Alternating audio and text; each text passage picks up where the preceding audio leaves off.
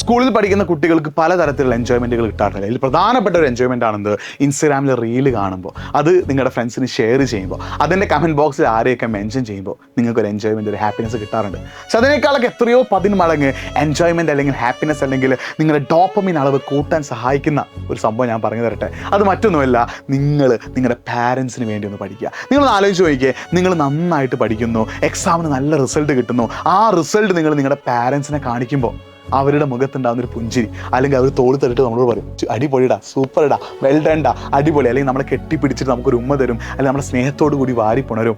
അങ്ങനെ നമ്മളെ പാരൻസ് നമ്മളെ ചെയ്യുമ്പോൾ അപ്പം കിട്ടുന്ന എൻജോയ്മെൻറ്റിനും അപ്പം കിട്ടുന്ന ഹാപ്പിനെസ്സിൻ്റെ അളവിനേക്കാളും വലുതായിട്ട് ഈ ലോകത്ത് വേറെ ഒന്നുമില്ല. സ്വന്തം പാരൻസ് നമ്മളെ റെക്കഗ്നൈസ് ചെയ്യുന്ന സമയം, സ്വന്തം പാരൻസ് നമ്മളെ അംഗീകരിക്കുന്ന സമയം. സോ അതിനുള്ള ഫസ്റ്റത്തെ അവസരം 10ാം ക്ലാസ്സിലും +1ലും പഠിക്കുന്ന കുട്ടികളെ തേടി വന്നിരിക്കുകയാണ്.